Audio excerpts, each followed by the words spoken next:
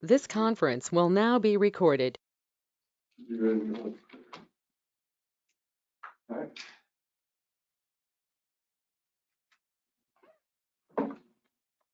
To my 3 people in the class and however many else are out there, welcome. I'm Mary Brinkley with Leading Age Oklahoma, and you're going to get me this afternoon. We're going to do a 2-hour session on ethics, and then we're going to take a 15-minute break, and then we're going to finish up with an hour-and-a-half long session on advocacy and public policy.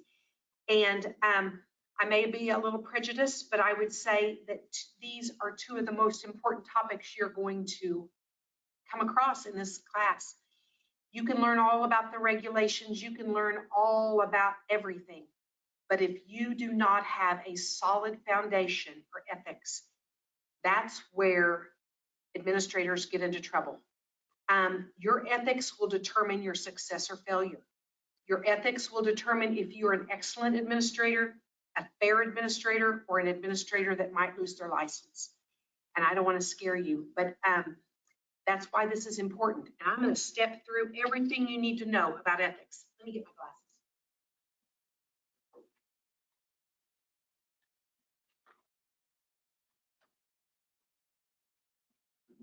Okay, first of all, a little bit about Leading Age Oklahoma. We're a trade association that represents not-for-profit providers of aging services across the continuum of care. And you'll hear about the continuum of care, or you'll hear about life plan communities. Those are organizations that represent more than one level of care. They used to call them CCRCs, but now everything is moving to a life plan community, meaning that they can be there for you through your life, whatever your needs are, independent living, assisted living, and on into nursing home care. So the former president and CEO of our national organization, Larry Minix, said in the future there will be 2 types of facilities, the excellent and the non-existent. And why do we talk about that?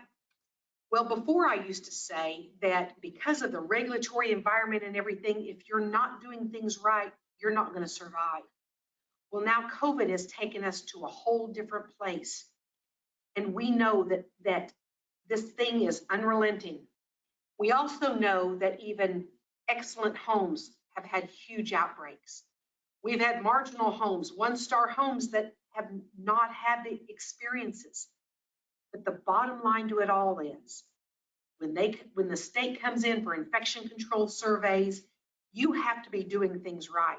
And I do know facilities that have done everything right, but yet had a huge outbreak. But what the health department's going to do is they're going to come in and make sure that you're doing everything right. And I will tell you, there have been a lot of fines levied recently. So when I say that there's 2 types of facilities, those are going to be the ones that know how to do it, they're doing it right, and they understand it. And those that say, I didn't have time to read that update, I didn't know about that. And unfortunately, that's not going to be an excuse for anybody. So that's why you have to be ever diligent. I talked to an administrator the other day, and he said that he was telling a group that there is no visitation at all in nursing homes. And I said, oh my gosh, yes. The health department came out with guidance that said you have to offer visitation. Unless you're in a current outbreak, you have to offer visitation, indoor, outdoor, scheduled, some kind of accommodation. And he didn't know about that. And he said, I've been really busy and hadn't had a chance to read that.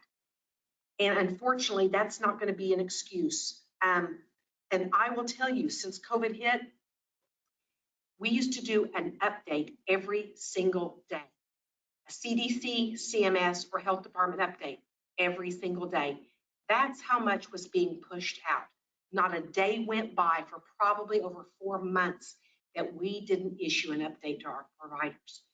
So that's my word of caution on this. We have to know what's going on. But I'm going to tell you about this amazing job called a long-term care administrator. And you're probably wondering, in the heat of the moment with COVID, what am I thinking? And I'm going to tell you, you're on a path for an exciting, wonderful opportunity for a future in a profession that's going to make a difference. So what is needed for this job? the first requirement is your heart. I've told people before, if you want a paycheck, if that's why you're doing it, you can go find another job that might be easier.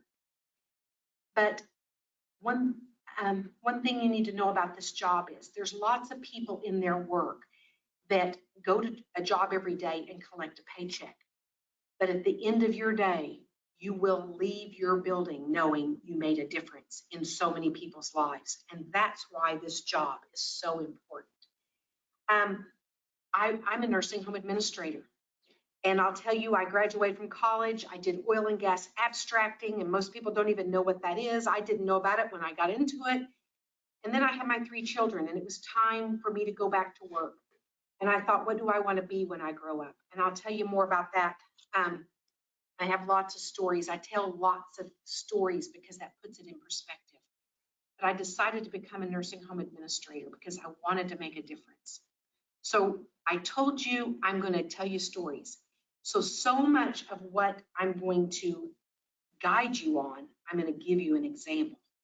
So you'll learn about my family too, because a lot of this has to do with my family. So on my mother's side, there were 11 children, and my grandfather needed to go to the nursing home. And so they decided that they put him in the nursing home. They didn't want to, but with 11 kids locally, everybody could take a day. So my grandfather would get a visitor every day, and they thought that would be a perfect situation. Well, the first day my mother had to go visit, she said, I don't do nursing homes. She didn't like to go in them. She didn't want to visit. And I said, well, I'll go with you to see my grandfather. I walked into that nursing home, and this is back in the 70s, you know, when people were kind of yelling out, and, you know, it's kind of a different world than it is right now. No culture change in there. And all I could hear and see were people needing help. So I visited with my grandfather. Then I ended up going into all these other rooms and talking to the residents and giving them a drink of water and doing this stuff. And I told my mom, I said, when do we get to come back? And she said, you have to be kidding. And I was little then. I was like 10 or 11 years old. And she said, we're going to be back in 11 days. And I said, I want to go. So that was our new routine. My mom would drop me off. I would go visit my grandfather. I'd stay about 2 hours. When she came to pick me up, she would walk in her dad's room, say hi, goodbye, and leave. And then one day when I left there, I told my mom, I said, I know what I want to be when I grow up. And she said, what? And I said, I just want to work in a nursing home. And she said, oh, heaven forbid. Well, I took that other job, graduated from college, became an oil and gas abstractor, did all that, had my kids. And then when it was time for me to go back to work, I thought, what do I want to be when I grow up? And I thought, I really want to work in long-term care. So I got my administrator's license, and I became an administrator. And in that same breath, I'm going to tell you, it was the hardest job I ever had, but it was also the most rewarding job I ever had. Sure, it's hard. You know, it's hard keeping everyone motivated and finding the right staff. And I'll tell you more stories about that as we go on. But it was also just the best job I ever had. And right now, I'm the executive director of Leading Age Oklahoma. So I get to, while I really wanted to make a difference in long-term care, I feel like when I switched to this job, I have a bigger footprint. I get to help with legislation. I get to help instruct new administrators and do things like that. So, but I love going back into facilities. In my work with Leading Age Oklahoma, I go all over the state. And when I'm in any town, I will stop in and I will drop into a nursing home. I love to see what's going on. I love to hear the success stories. But what I'm going to do is I'm going to help you to be a successful administrator. So first of all, you're going to sit through this class and you're going to pass your test and you're going to get your license. But what you learn from this course in ethics is going to determine your true success or failure in this profession. So what I'm going to do is I'm going to tell you about the good, the bad, and the ugly. I added this slide last night. We've heard the word essential workers, essential profession, the essential role. And we knew that all along. We knew how invaluable long-term care was. But the good thing is now, maybe the rest of the public is actually going to value and respect the long-term care profession for what it does. And we'll talk a little bit about that as we go along. So, interesting statistics. 1.2 million long-term care residents in the nation, 563,000 positive cases.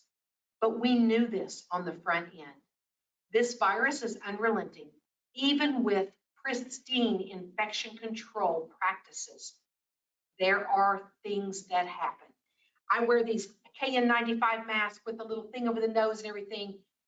There's still particles that can get in. People wash their hands. I actually haven't even been wearing a ring because I thought every time you wash your hands, you're better off not wearing any jewelry. So there's no chance of a virus on your hands.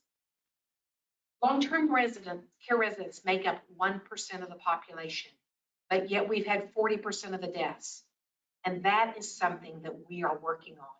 Our national organization is getting ready to, spoiler alert, to unroll a trust campaign.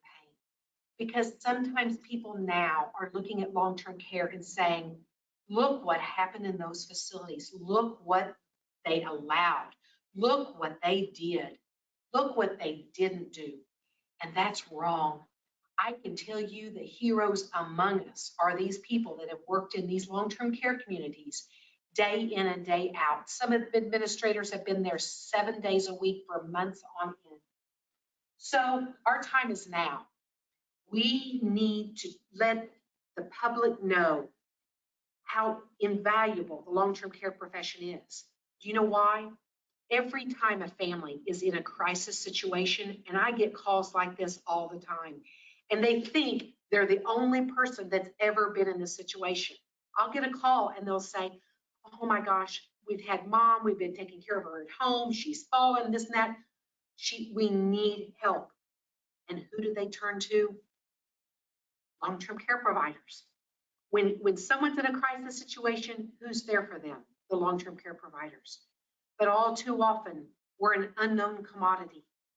For legislators, if they've never had a family member in a long-term care community, never had responsibilities of caregiving for parents or anything like that, they don't understand long-term care. So now we're going to talk about long-term care administrators. You're going to wear lots of hats as a long-term care administrator. You will have a responsibility as a caregiver. You're going to have responsibility as an employer, and you're going to have a responsibility as a member of the community. Your responsibility as a caregiver, the minute you get your license and become an administrator, you're going to hang your license on that wall, and everything that goes on inside that building comes under your license. But I never want to scare you. I'm going to tell you that to inspire you. Why? Because you have to build a good team around you. If you think you're going to be this wonderful administrator doing it all on your own, you're going to get burned out, you're going to get tired, and you're going to realize that there will be lapses, there will be problems that you did not know about, you couldn't cover, and that's where issues arise. But if you build that team around you, that's how you're going to have a successful model. So you have a responsibility as an employer to develop that team, to be honest, upfront, and communicate with those employees at all times. Trust me, if at any time you are not honest with them, it will come back to you. I mean, perfect example, an staff member comes in and says, you know, your DON, I'm your DON, I'm invaluable to you, I need more money, and if you don't give me more money, I'm going to leave. Well, give that DON more money, or say it's a charge nurse. And if you say, oh, don't tell anyone, well, I promise you, someone's going to find out about it. So you have to be honest at all times. This came up with an administrator. A staff member went to the administrator and said, you know, I have done a great job for you and I need more money.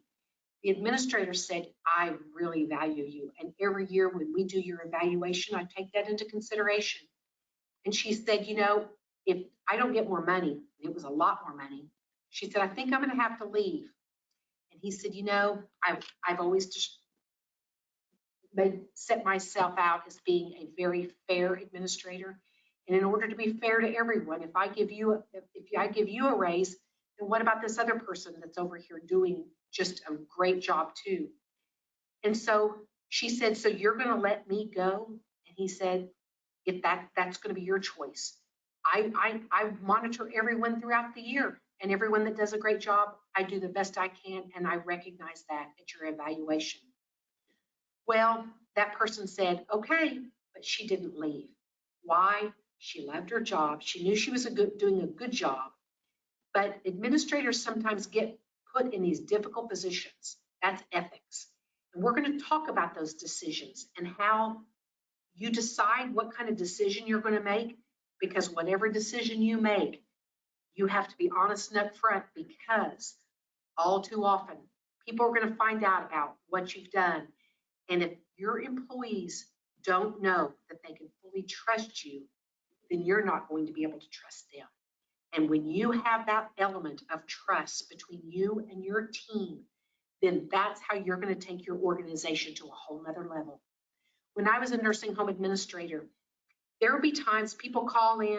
Labor Day weekend was the worst, last nice weekend of the year before it gets cold.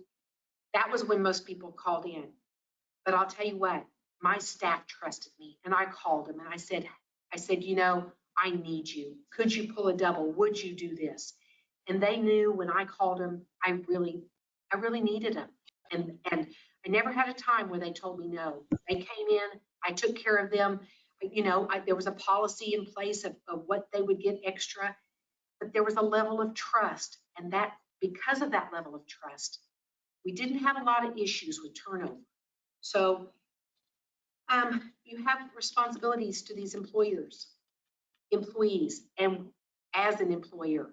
And when you take that responsibility seriously, that's going to set you apart to take your organization from a good organization to a great one.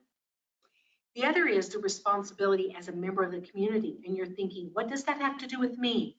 It has everything to do with you. Do you know 40% of your referrals come from within your building? The family members of your residents are telling everyone in the community what's going on inside your building. So it's a referral source. The other thing is, there was a church group, and I talk fast. Boy, I'll ramble. If you ever need me to stop, just raise your hand and say, you know. There was a church group that came in and did the monthly birthday party, brought the cake, brought the punch, brought 10 volunteers, did games, provided an activity, and that is priceless. All the staff had to do was get people down there, and the church group came month after month. The staff hadn't brought the residents down. They weren't ready. They this and that. So the church group quit coming. Every time they brought 10 to 12 volunteers. So what do you think that community, that facility's reputation was in the greater community when that church group, people said, aren't we going this month? No, they don't have their act together. It was on the calendar, and they won't even help get their residents down. Well, if they're not going to get their residents down for a birthday party, are they going to take care of the residents and make sure they get their bath, things like that? So just always think of the next level with these things. You want to be known as that great service in your community, in the greater community. Oh, we have a nursing home, we have assisted living in our community, and we're grateful. So a little bit about long-term care administrators. This was the most recent survey that I have, and that was from 2018. I need to get this updated. Last time I did that, I think they had the 2019 ones. 13% indicated that they would be an administrator for at least 5+ years. The reason for leaving, the threat of litigation. The reason for staying, the concern for the residents. 36% indicated that they would be an administrator for at least 10+ years. 3 out of 4 administrators now have a 4-year college degree. Keep in mind that change was only implemented in 2001. So in a recent national survey, the average age of administrators is 55 years old. When I was licensed in 1991, we had 1,500 nursing home administrators. Right now, we have just over 700, between 700 and 800, I think. So why do I tell you that? every one of you, the ones I can see and the ones I can't, if you're a good administrator, you probably have more job security than any other profession right now, given the age of administrators that will be retiring and the need for good administrators. So, a little history about licensed administrators. Years ago, when I got my license, you only had to have a high school diploma. I had a college degree, but a lot of people worked up through the ranks. I know a nursing home administrator that was a housekeeper, moved up to the Department of Maintenance department, moved up to the office, moved up to an assistant administrator, and now he's an administrator. But I'll tell you, back in the 80s and 90s, people were able to do that a little bit more successfully than now. And that's the requirement for the 4-year degree. Now you have to wear lots of hats. You have to know a little bit about the finance. You have to know regulatory. You have to know legal. You have to know HR. You have to know a lot. And you don't have to know it all, but you actually have to be able to research it, have a way to find the information, read the information, and implement the information. So someone asked me one time, why is a 4-year degree important if I have a degree in music? And I said, you know what? You could name any degree, and I will tell you exactly how you can bring that back to benefit you as a nursing home administrator. Name a degree. Music degree, you can oversee the therapy, the activities, things like that, the social engagement, the life enrichment, all kinds of things like that. But most importantly, you have critical thinking skills. If you've gotten through college, you know how to read something and be able to take a test and answer the question, because you're going to have to be able to read regulations and guidance and implement that. And so that's where your degree comes in. So now you have to have that college degree and an AIT program. When I was licensed, an AIT program wasn't even required. So when I went to Administrators University, I thought I had no experience in long-term care. So I went to the local nursing home and said, could I come one day a week and just shadow you? And the administrator said, why in the world would you want to do that? Why would you waste your time? And I said, because I want to learn. And she said, well, you're going to learn in Administrators University. So I'm going to give you little nuggets throughout all this. So star this little thing. You will learn some in Administrators University, and you're going to study for the NAB, and you'll learn from those books. You can learn a wealth of information and experience from your AIT program. And if you don't have a good preceptor, then switch. Do not compromise that program for you. If you are going into a facility that may not be a top tier facility, you can see what they're doing and see maybe ways to improve it. If you go into a great facility, you can say, oh my gosh, they're doing it this way, and instead of another way that wouldn't be as good. So do not compromise the AIT process, because you can learn so much from it. So then you learn from Administrators University. And once you finish, you'll need 24 hours of CEU credit annually. I was just on the phone with a man, and he said, I need to get my hours in. Where's the quickest, easiest way to get my hours in? And I said, well, really the whole point of your hours is everyone has strengths and weaknesses. I have a degree in finance, so the finance wouldn't be my problem. But maybe the HR was my weakness, or maybe the regulatory was my weakness. You need to seek out continuing education to strengthen the areas that you might not know as much. So don't just pick the CEUs by, they have the best lunch when we're doing in-person CEUs.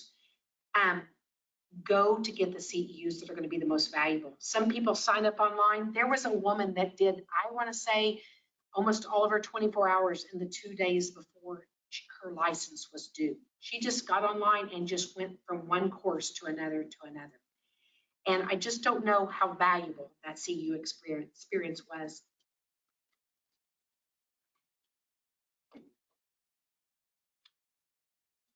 So the public's perception of long-term care. This is one, believe it or not, one of our greatest challenges in long-term care. An AARP study said nursing homes are a place where people, the the AARP study, 40% of the AARP members surveyed said they'd rather die than go to a nursing home. I was talking to an administrator, and the reason I put down a place to die, I was in a meeting with administrators, and this administrator said, yeah, well, people just come here, they're going to die anyway. I went, what? And he said, yeah, they come here to die. And I said, no, they don't. He said, yes, they do. They come here and they know they're never going to leave here. I said, but that's not why they come here. I said, if they were just going to die, they would just stay in their home and quit eating. They come here to live the rest of their life. And that's our job, is to give them a life worth living for the rest of their life. And I will tell you, that's the difference between a poor, a good, and an excellent facility, is the quality of life. For a lot of those residents, they would rather give up nursing care. You know, if there's only so many hours in a day, they'd say, don't bathe me. I need someone to read to me. I need activities. I need engagement. I need something. So we have to think about meeting the needs of these individuals in these nursing homes. When I was a nursing home administrator, there was a woman, her name was Mary. And I heard her crying in her room. And Mary never complained. She was so nice. And I went into her and I said, Mary, what is wrong? What's nothing? And I said to Mary, I know something's wrong. And she said, ever since I was old enough to read, I read my Bible every single day. She was 90 years old, never missed a day reading her Bible. But when she could no longer care for herself, they moved her to the nursing home. And when they did, nobody had time to read her Bible to her. I mean, it might have taken 2 minutes.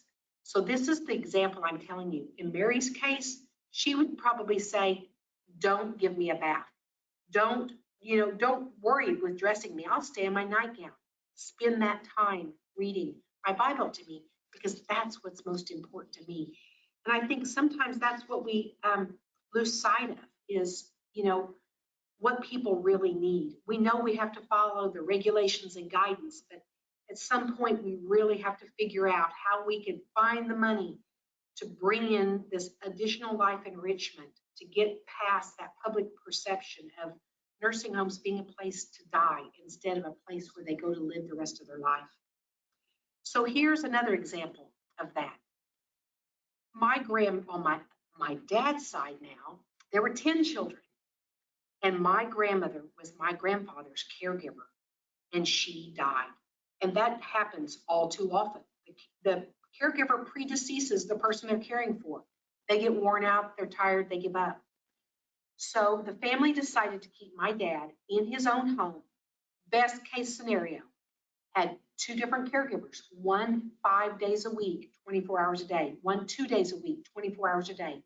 There was a car so they could take him driving. They had a kitchen, cooked meals, everything. Groceries were brought in. Perfect setup. Anyway, the caregiver was cooking lunch one day. It was a snowy day, snow on the ground. And she had lunch ready, and she went out, looked out, and my grandfather wasn't in the living room. There was a big, huge picture window in the living room. And she looked out, and this was on a busy state highway. My grandfather was stark naked in the middle of the front yard, waving at cars as they went by. And she was mortified. Anyway, they called the family. The family came in and told my grandfather, if you do that one more time, you're going to the nursing home. The next day, caregiver was in the kitchen cooking lunch, goes out to my grandfather to tell him lunch was ready. He wasn't there. She looks out the window. He's stark naked in the front yard waving at everyone. Called the family in again and said, okay, you did it. You are going to the nursing home. But they told the nursing home, we're not going to send him here. We're just going to scare him so he'll behave. So they sent him on a Friday and checked him in, kind of respite, and said that they would come pick him back up on Monday morning. Well, over the course of that weekend, my grandfather was in and out of everyone's room. He's a very social person. Talked to everybody, standing at the door, meeting, greeting visitors, working the dining room, talking to everybody. And on Monday, they came to pick him up and said, come on, we're going back home. He said, I'm not going. And they all said, what? He wanted to stay there because being isolated in his home was killing him. There was no quality of life there. They thought that was the perfect situation when really it was the worst situation for him. So he spent the next 2.5 years living at the nursing home. And when he died, on the front row at the church were his caregivers. You know, they were his best friends. They were invaluable to the family. And that's what I wish everyone understood about nursing homes, because so many times that's not happening. So we have to change this public's perception. Another thing I'll tell you, I went into a nursing home one time and said, could I speak to the administrator? And this was at the reception desk. Sure, just a second. So then they take me back to another office and I said, could I speak to the administrator? Yeah, I'll take you to his office. And then we go back to his office and there's another receptionist. And I said, I'm here to see so-and-so. Oh, okay. So I had been through layers of offices. And this man, the administrator's office, was at the very back. And so I was there to see someone I knew. And I said, hi, I just want to introduce myself. I'm here to see so-and-so. And he said, okay. And I said, she'd been there for years. He had too. And I said, do you know her? He said, it's hard for me to know everybody. I've got all these people in here. It was like a 90-bed nursing home. He'd been there for years. He said, I've got lots of residents. Look at this roster of all these residents. There's no way I could know them all. I said, how's she doing? How would I know? That's what he said. You'll have to ask the nurse. His office was so far back, I had to go through 4 people to get to it. 4 people. So think about these family members coming and going. You know, who's in charge? Who knows what's going on here? So here's another little nugget. I knew an administrator one time that was at a building just like that. And you know what she did? She gave up another little office in front and put her office there. And someone said, oh, that's the biggest mistake you'll ever make. People all day long are going to bother you. And that was probably the smartest thing that administrator ever did, because she knew then what was going on. Here's another little nugget. See your legal pad? I kept a legal pad on the side of my desk. And every family member that came in and said, my mom's pretty new sweater's missing. I said, I am so sorry. I wrote that down. Anybody that had a complaint, comment, concern, I wrote it down. And when that had been completely addressed, I put an X by it. And I'd move through my list. And that kept me on task. And you're like, well, that sounds like it'd take a lot of time. Is that really worth it? I'm going to tell you why it was worth it. There was a facility, and the daughter went to go visit her mom every day. And her mom never wanted to be one to complain. And she told her daughter, she said, I don't think they want to give me a bath. And she said, why? Well, they just rushed me. They just rushed me through my bath every time. So the daughter went to the nurse aide and said, you know, mom feels a little rushed and she gets nervous. So if you could just take a little extra time with her bath. Nothing was done. The daughter asked the mom about it and she said, nothing's changed. So the daughter went to the charge nurse and told the charge nurse about it. Charge nurse said, we will make sure and take care of that. Nothing was done. The daughter then went to the DON and said, you know, I really need you to do something about this. The DON said, absolutely, that's easy to fix, we'll do it. Nothing was done. Nothing was done. The family went to the administrator and said, you know what, we've talked to your DON and then charge nurse and others, and you know, if you could just spend a little bit more time with our mom. He said, oh my gosh, I am so sorry you had to go through that. I'm going to personally take responsibility. And if he had a legal pad, he could have written that down and made sure he did it. But what happened was he forgot to do anything about it. And so the family had been through probably five people at this point. So you know what they did then? They wrote a letter to the health department, issued a complaint. Health department came out and issued an immediate jeopardy and fined that facility. So the path of least resistance might be that little legal pad on the corner of your desk. You know, in this role, there's going to be little fires to put out. Every job, there's little fires to put out. But my advice to you is, it's real easy to put out a little fire than to put out a big fire. So Building safety into process of care is a more effective way to reduce errors. The focus must shift from blaming individuals for past errors to preventing future errors.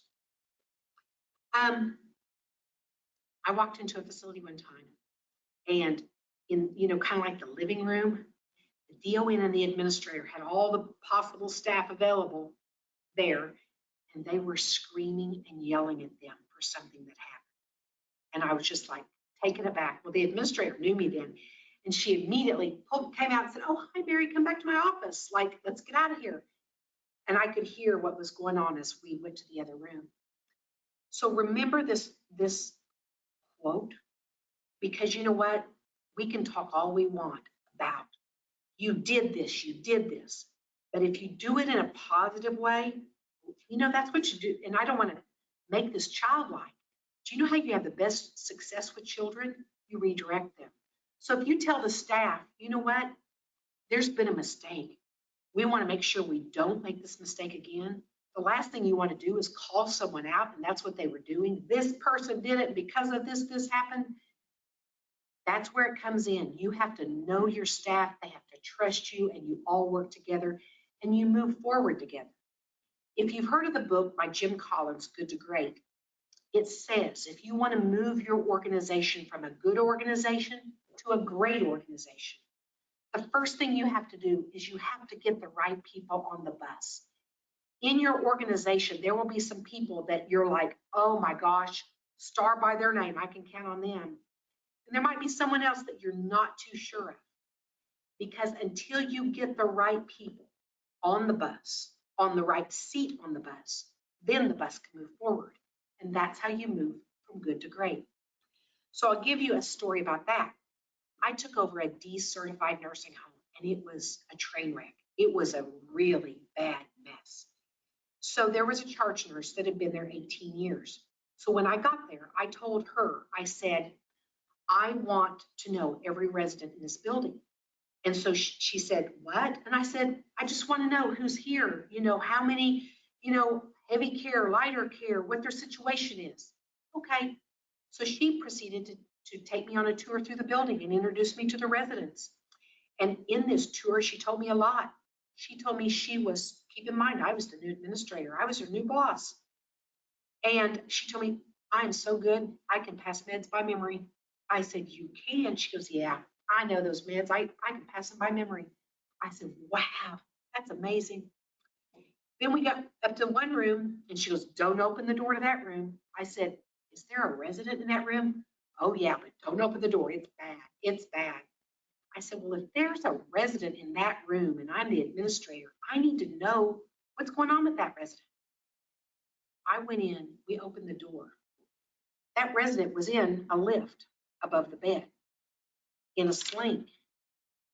I could have put my fist into the holes, the decubitus ulcers in his hips on both sides, and turned my wrist, my fist, and not touch flesh. And I said, oh my gosh. I immediately called the ambulance. We got him transferred out. He died within 3 days. Everything that goes on inside that building is your responsibility as an administrator. So if I would have said, ooh, if I'm trusting you on this one, if I shouldn't open that door, I'm not going to open that door. And not to scare you. There will be, you will love this job because there's so many people, you'll get to know them and love them. And to this day, I tell the stories about these dear people that literally were in my heart. But then there's also those challenging times that you have to address them. And that's when you're going to gain the respect of every one of your employees too, is when you take that high road and do things the right way, and they know that they can trust you and know that it will be done the right way. Ethics. There's been a public outcry for accountability. We do know that. How many of you probably heard about culture change? Years ago, when they first started talking about culture change, it was like, put some plants in a nursing home or have a pet. But it really is so much more than that. It's more than just a neighborhood of people. It's the whole mindset. It's how staff are treated. It's about self-scheduling staff, consistent assignment, finding better ways to do things. You know, good is the enemy of great. If it's good, I've heard so many people say, we don't want to embrace culture change because this is working. It might not work, so we probably ought to just leave it the way it is. There was a woman that she was a DON and wanted to go on and become a nursing home administrator. And when she finished Administrators University, she was interviewing for a job. And she said, I have great ideas. I want to immerse this building in culture change. And the owner saw that former DON, nursing home administrator, RN, he was like, you know, that's pretty good marketable item there. So he hired her. So after about a month, after she knew the building, the facility, their operations, the residents, she said, okay, now we need to start fixing some things, addressing some things. He was like, whoa, wait a minute. We're not going to do that. She said, why? Because this is the way we've always done it. We've had pretty good surveys, you know, all right, nothing bad. So let's just keep it the way it is. And she said, no, but we could be better. He said, I'm not gonna let you spend the money. She said, I don't need any money. What the things I want to do, it's just a better way of doing things. It's not gonna cost any money. He gave every excuse in the world. And he finally, after a few weeks, said, you're not going to do any of that. We're not going to allow you to do it. And she said, then we have nothing here. And she left that job. So you have a responsibility as your administrator. But when you get hired as a job, it is very important to know your owners, your board of directors, the management company, whoever is in charge, to make sure that you're on the same page, that the things that you want to do that will move the organization in the right direction are things that they will embrace and things that you'll be allowed to do. We must create a climate of trust. If people do not trust you, how do you think you're going to get your next admit? You know, I told you 40% of your referrals come from inside. So if those families trust you, then that's everything. And we have to change the negative image of long-term care. What I said about they're not a place where people go to die. They're a place where people go to live the rest of their life. So I'm going to tell you something interesting that's happened recently, and it was at an assisted living, it wasn't a nursing home. But there was a guy that came to our activity director training. And I mean, this guy, he had never worked in long-term care before, never been an activity director, nothing. But he just had energy and enthusiasm. And by the end of the week, I told him, I said, oh my gosh, Tyler, you are going to go on and do great things. He said, why do you say that? You've said that all week. I said, I see it in you. You have energy, you have passion, you have enthusiasm. So he went back to his facility. You know, the next time I heard about Tyler, it was, he finished our course in November, and now it's February. He heard of this activity program where you buy laundry baskets, you get an exercise ball, and you get some drumsticks. And you put the ball on the laundry basket, and it makes a sound like a drum. And then when you hit it with the drumsticks, you know, you can do that to music. He did that. He found an amazing song. Go to Green Country Village on Facebook. This Facebook post has and this has been over a week ago, 28 million views. He was on the evening news with Lester Holt. He's going to be on the Drew Barrymore show. I mean, because of his activity he did. So, you know, look what that did for that organization. Talk about our responsibility in the community and building public trust. People are thinking, wow, look at that. Look at that facility. Look what they're doing for those residents. You know, they're saying all these residents in nursing homes have been locked up and they're isolated. My mother is in an assisted living.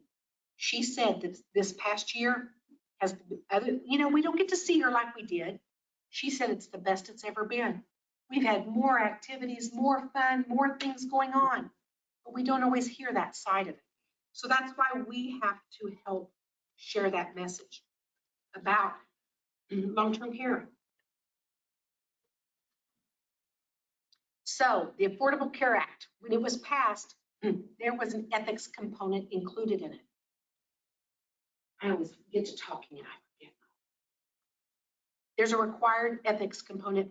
When this was first passed, I would be in this course, and I would tell people that, and you could see their eyes get real big and think, we don't know anything about that. It was amazing how many facilities didn't know that they had to have required ethics personnel, compliance personnel, and a reporting system whereby employees can report violations without fear of retribution, and mandatory annual training. Think about that. If your whole staff every year is trained on ethics to say, you know, you respect the residents, you make sure that no one's taking anything from the residents, and you know, all of these things, it really makes them realize that they're a part of a very important profession. Like, they'll take it seriously instead of saying, okay, someone took Mrs. So-and-so's watch. You know, this is empowering your staff instead of going to them in a negative way and saying, you know, just like the Institute of Health quote I just told you about preventing things from ever happening. This is a way to empower your staff. So this is the mandatory compliance sections that you have to have an ethics program to effectively prevent and detect criminal, civil, and administrative violations, effectively promote quality of care, and contain the minimum required statutory elements. The minimum requirements: implementing written policies, procedures, and standards of conduct, designating a compliance officer, alternate method for reporting anonymously. You know, if people cannot trust the process, there has to be a way where they can report something. You know, I will tell you, between the nurse aides sometimes, boy, they know a lot, and you'll find out that there is a whole nother communication network. But sometimes people don't want their peers to know that they wanted to do what was right. So you have to have a process so they can report that. And disciplinary standards that set out consequences for violations. Minimum requirements, sufficient resources and authority to the overseer. Due care not to delegate substantial discretionary authority to those who had a propensity to engage in a violation. So you have to make sure that you're not telling someone to do it that you know that might not do it the right way. Because keep in mind, it's your license that's on the wall. And you have to communicate to staff, contracted service providers, and volunteers as annual training is mandatory. Other minimum requirements: you have to take reasonable steps to achieve compliance by internal monitoring and auditing, consistent enforcement of the program, and after detecting a violation, ensure all reasonable steps were taken to prevent future violations. Keep that in mind. Whenever the surveyors come in and you are cited, you never want to have them come back and see that that has not been cleared. You know, that is the golden rule. You keep your little notepad on the corner of your desk, your 2567, and you monitor every one of those deficiencies to make sure it doesn't happen again. And if you have 5 or more facilities, you have to have a designated compliance officer and an annual review of the program. So you all probably remember the requirements of participation over in 3 phases, over 3 different years. These were rolled out, and those are in effect now. It was the most comprehensive nursing home regulatory change in 25 years. We sent out so much information about the requirements of participation, and I would ask administrators about it. I said, well, you know, we're in phase 2. Have you done that? One told me one time, our owner said that that's going to go away, that that's not going to stick, and we don't have to do that. So she was not implementing any of it. And I will tell you, you will never, ever have an instance where there is CMS guidance or regulatory guidance of any kind that you do not have to adhere to. If it's on the books, you adhere to it. And if at some point it's withdrawn, and on rare occasion that does happen, then you won't have to deal with it then. Compliance and ethics. Now we're getting into that code of ethics. Every one of these sections that I'll talk about now is the code of ethics. And if you follow each one of these, you should be in good shape. Requires the operating organization for each facility to have a program that has established written compliance and ethics standards and policies and procedures capable of reducing the prospect of criminal, civil, and administrative violations. So part of the code of ethics is commitment. So when you get ready to interview for a job, you pass your test, you get your license, you're so proud of yourself, you interview for a job. Here's one of those nuggets I'm going to tell you about. You need to interview your prospective employer as much as they're going to interview you. Why? That example I told you earlier, that amazing administrator, that former DON that could have taken that organization to a whole new place. There wasn't clear lines of communication, a level of commitment between the administrator and the owner about where the organization needed to go. I get a lot of resumes across my desk. People know that I work in long-term care, and they always say, if you hear about a job, let me know. I could make a list of administrators that are in jobs. I did just the other day, an administrator called me. She goes, "Oh, I owe you big time." I said, "Why?" She goes, "You know that job you told me about? I got that job." I said, "You don't owe me at all. You are a gift to the profession. You are one more good administrator at another good facility that's going to even make it better. You did me the favor." That's the way I look at it. But I'm going to give you a hint. When those resumes come across my desk, the first thing I look at is how many places have they worked at in the past few years. There was an administrator's resume that I had one time, and in the past 3 years, he had worked at 7 different facilities. Now, sometimes we can make bad judgment. We could get in there like my friend did. She got in there and didn't realize what to expect or anticipate from that owner. And that was a bad situation. But 7 times in 3 years, I'm looking at it more as that's probably more on the administrator than 7 out of 7 places happen to be a bad place to go. So you really need to choose your employer carefully. We all need to, whether you're in long-term care or anything. I mean, it's our life. Every day you go to your job, you give up a day of your life. And at the end of the day, you can say, did I collect a paycheck or did I make a difference? And if you go home and say, I made a difference and I had a great day, then you're in a good organization and you probably have some good owners and that we're a good board. And that's a success story. Does the organization have a written code of ethics? If so, how does it guide the organization? You know, one of the things you could do is you could ask them about their code of ethics. You could also ask them, what's your strategic plan? What's your mission statement? What's been your greatest success in this facility over the past 2 years? Oh, we implemented a new self-scheduling, or we did this. If they can't tell you their greatest success over the past 2 years, it makes you wonder, are they not open to anything? Has nothing good gone on here? Why has nothing happened? So that's just a question you need to ask. Governance and accountability. What is the organization's mission, and what policies and procedures do they have to ensure that all staff members work according to the same beliefs and goals? In other words, do they live their mission? You know, when you have a mission statement, there are organizations that they make sure every one of their staff know that mission statement. I knew an organization one time and they had these little pocket cards and it had their mission on it and it had the principles of their mission underneath it. And at any time they would say, you know, if our residents or their families ask you about that, we want you to have that in your pocket at all times so you can explain to them what our mission is and what we stand for and what, you know, what we're doing in this organization. So that's really important to know. And you know what it does beyond that? It empowers your staff. This is another nugget. The more you can empower your staff, the more they're going to do on their own. Learn more, do more, achieve more. They're going to come and give 110% instead of, haven't you heard it?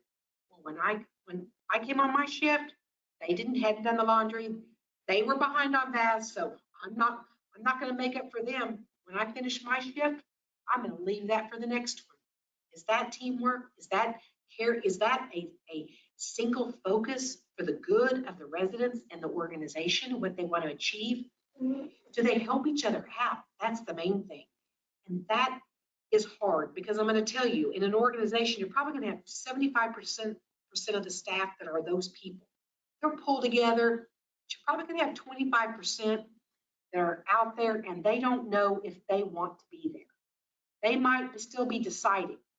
And sometimes turnover is good, because you might decide for them, those individuals, that they probably aren't in the right organization. They're not on the right bus. So that's when sometimes, and we'll talk more about staffing in just a little bit. Who is the owner of the board of directors, and what is their role in operations? You need to ask that. You need to know that. I asked someone one time, they got a job, and I said, well, who owns that? Well, I really don't know. I'll tell you who interviewed me. Didn't know anything about the organization. Giving up a day of their life to help advance the mission of an organization that you don't know if it's like my friend. They're going to say, you can't do that. I'd like to know that whoever was the head of the organization would embrace my leadership and allow me and share a vision about the strategic plan about what could be done.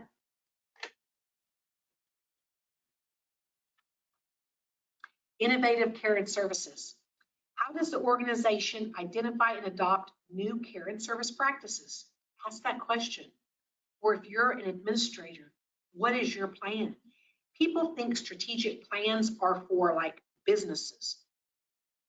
Nursing homes are businesses. What's your strategic plan?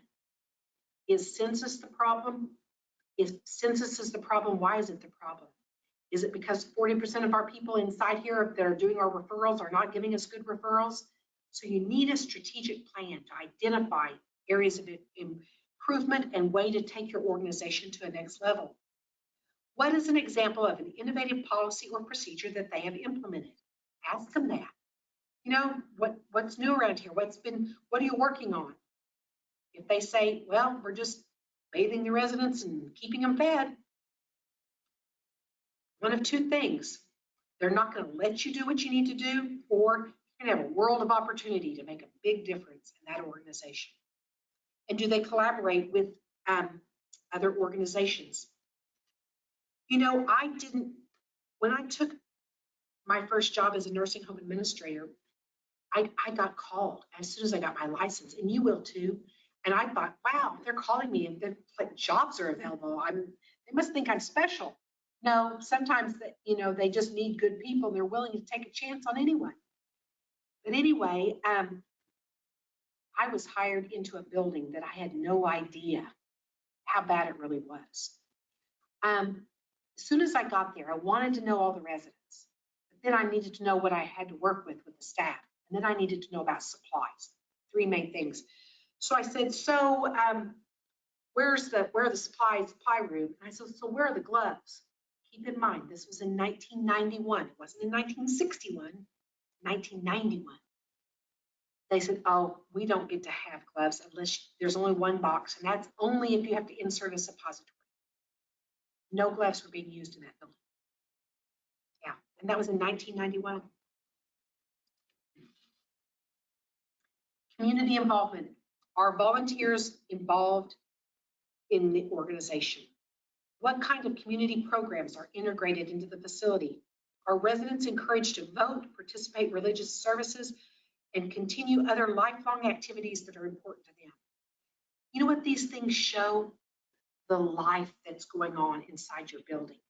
You know, every building has to have an activity director, and there's a calendar with some activities, but really what is going on in that building?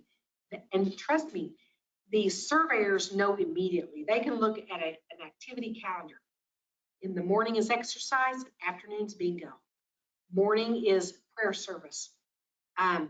Afternoon chair exercise. In the morning is music, in the afternoon is this. What activities are being offered for people with dementia, people that can't hear, have compromised eyesight, people that can't get to the activity room? Surveyors can learn a whole lot from your activity calendar. not just about your activity program.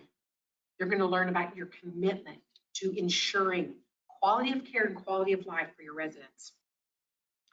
You know, we do an activity director training program that I brag on all day, every day. It's an amazing program. Sometimes those activity directors come to me and say, can you introduce legislation? And I said, yeah, why? And she said, we need you to. And I said, what? And she said, we want to just be able to do our job. We get pulled away all too often to run the errands, to get the groceries, to take people to doctor's appointments. And one girl said, there was a week I never got to do an activity. Well, when that doesn't go on, is not going on, then you have isolation of residents, and then you have compounding problems. You know, there are activities that you can schedule for residents that keep them engaged. People with dementia, 45 minutes and an hour at a time. Think what that does for your staff. You get these residents to an activity that keeps them engaged for 45 minutes or an hour. It gives them a chance to sit down and take a breath. And it helps the residents too, because it's something ongoing for them. Let me think anything else. Continuous quality improvement. How does the facility evaluate and measure the quality of services and identify opportunities for improvement? And what are the quality improvement goals? What are their goals? That goes back to the strategic plan. Human resources. What training opportunities are offered for employees? If you think about it, we had a I got a grant one time to do an activity retraining program. Once an activity director is trained, they never have to be retrained again. They don't ever have to go to a class. They don't have to do anything. We have some amazing activity directors. You can go on YouTube, you can go Google things, and you can come up with great activities.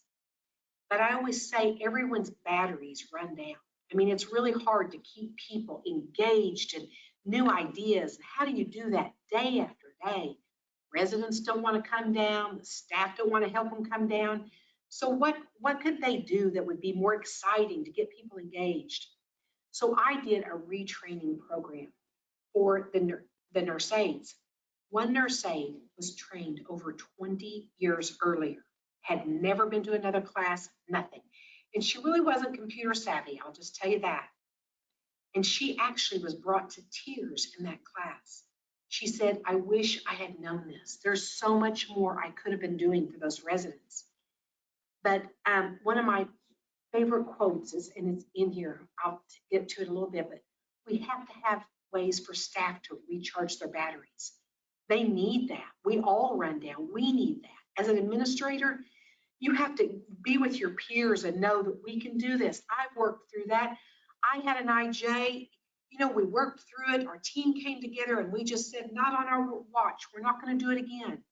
So it's really important, that human connectedness between you and your staff.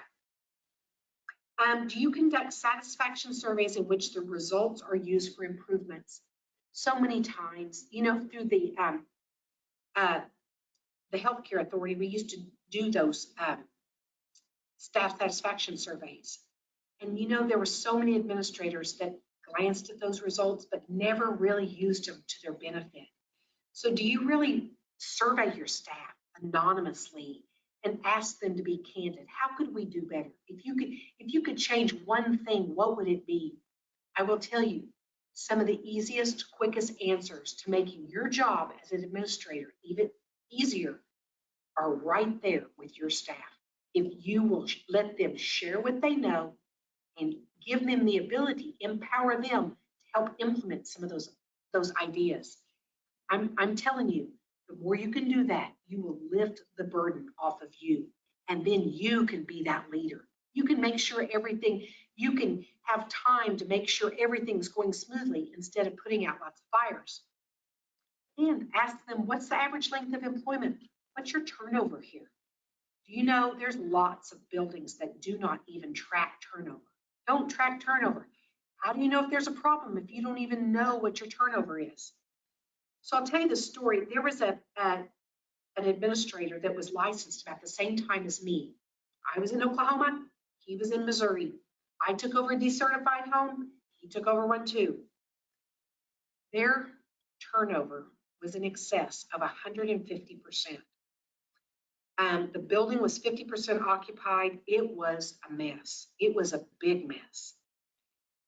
After 2 years, no, really it was less than 2 years, probably about a year and a half.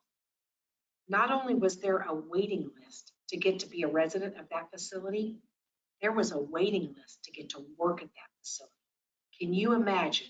Now, you know you've arrived as an administrator if you have a waiting list to get to work there. One of our member communities, they have a PRN thing. And now this is pre-COVID.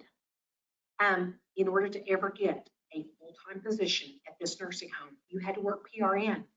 They wanted to see your work ethic. They wanted to see how you'd work with the rest of their team.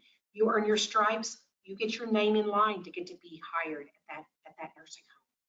You know, that's when you know you've arrived. That is, you know, just amazing. So most people don't realize the cost of turnover for every nurse aide, and this is over a year old, is over $4,000. This is pre-COVID at least. Over $4,000.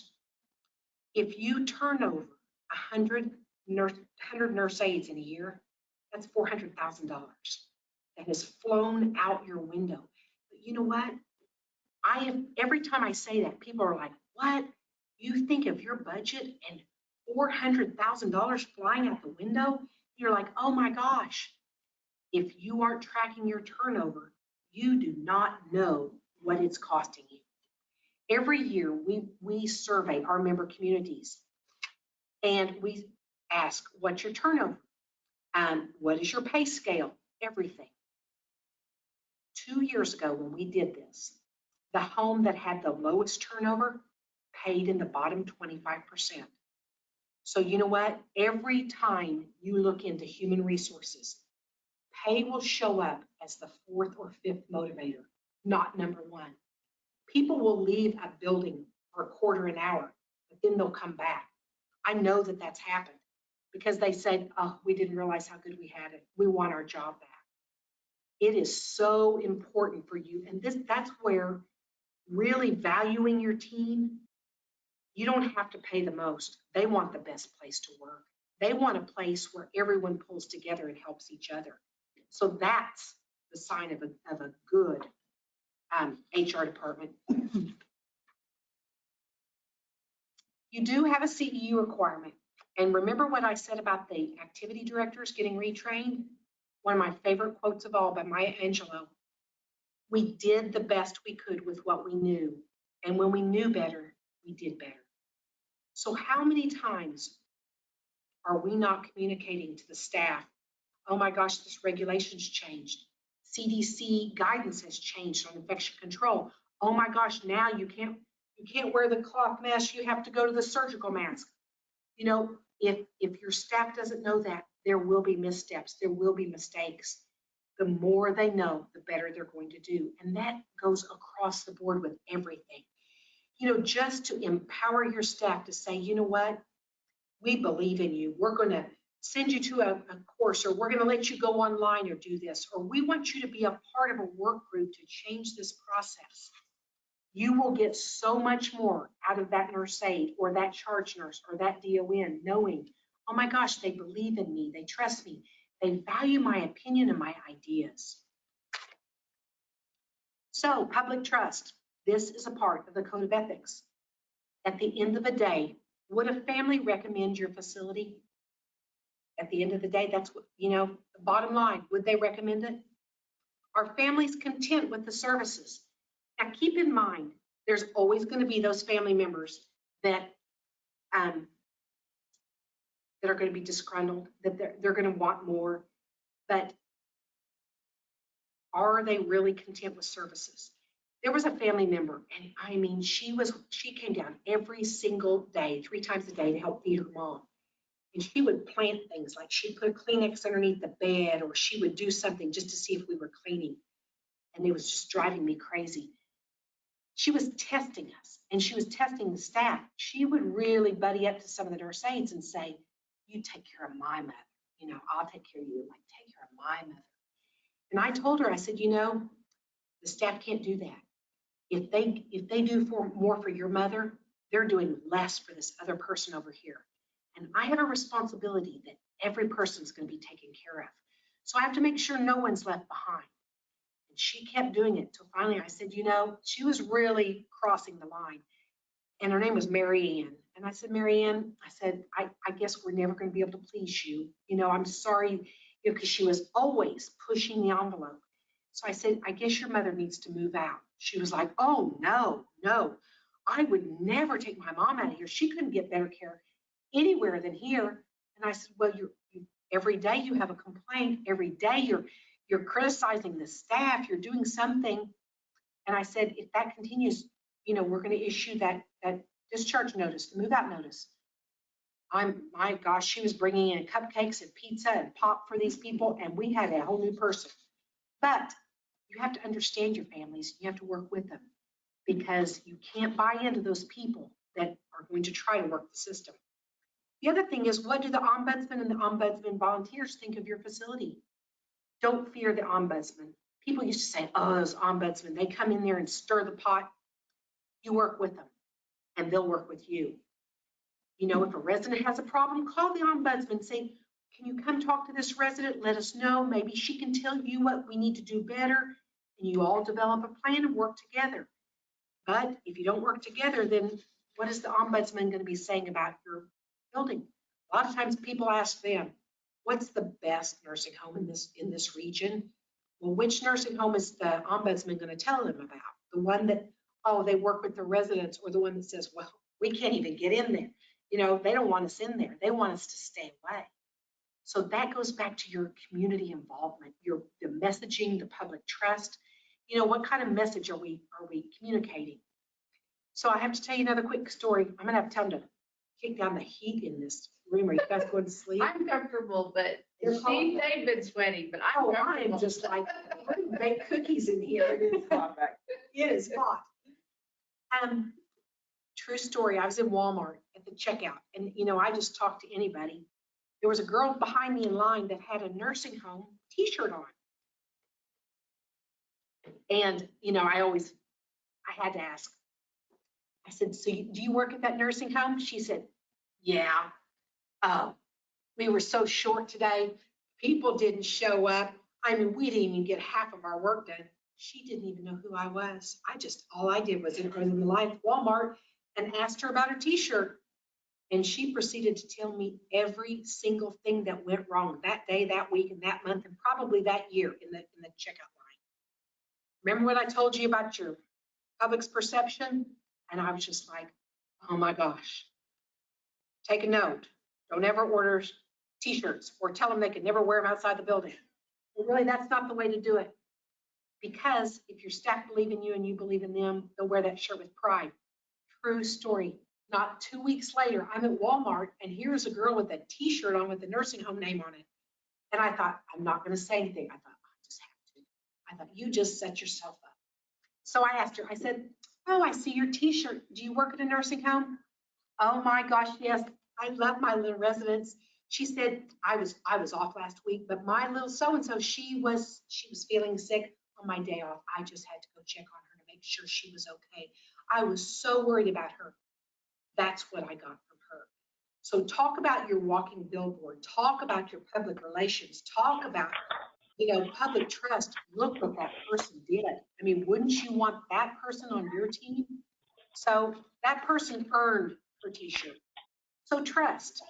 We have to have trust within residents, clients, and their families. You know, employees. We trust our employees because you know what?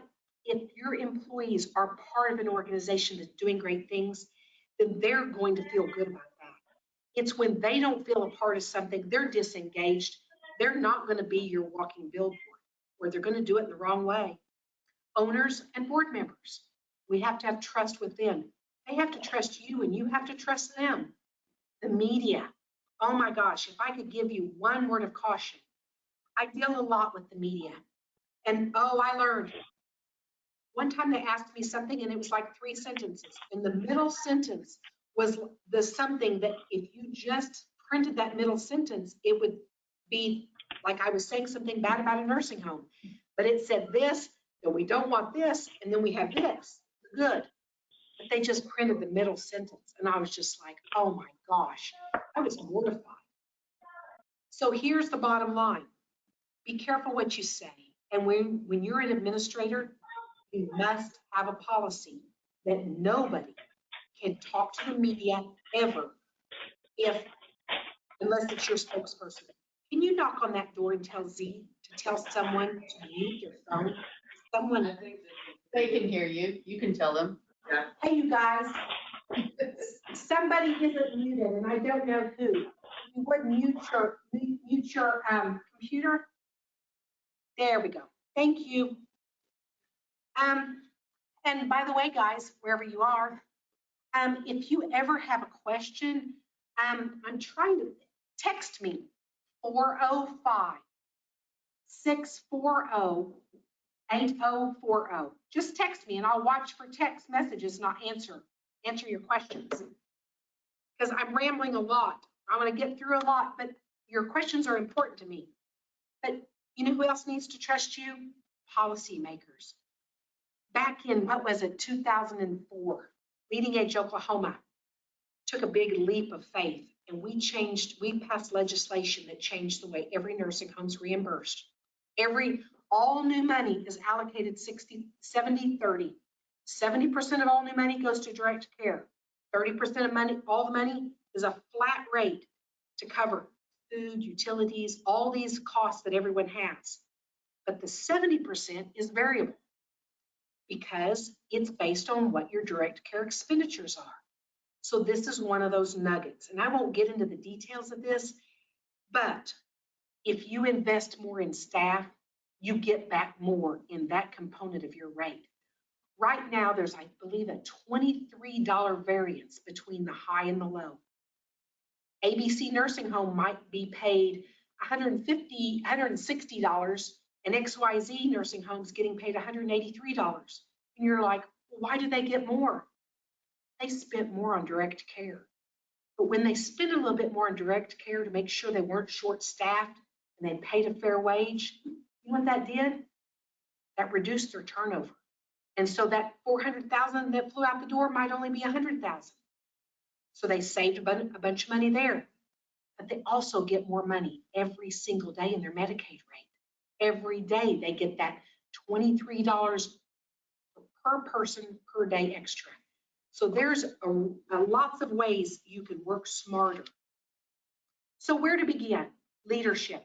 You have to lead by example. I will tell you, you make a mistake, you say the wrong thing, you tell someone something, you tell someone else something else, they will find out. I want to tell you, there's a communication network, probably in every organization, and especially in nursing homes. So you have to lead by example. And you know what? One of the most humbling things you can do is, if you make a mistake, you own that mistake. And you tell people, whoa, wait a second. I told you guys we were going to do this, and it's not working. And we're going to have to scrap that. We're going to have to do it. I was wrong. And immediately then, you know what you're going to do? You're going to build trust with your staff. Oh my gosh. She admitted that there was a problem, and let's all work together to make it better. You have to start by your commitment. You know what my commitment was at the facility I was at? I didn't know this building. I didn't know the staff, but I needed to get to know them. I showed up every day before 7 o'clock, usually about 6:30, so I could talk to the 11 to 7 shift that was going off. I wanted to know what happened on that shift.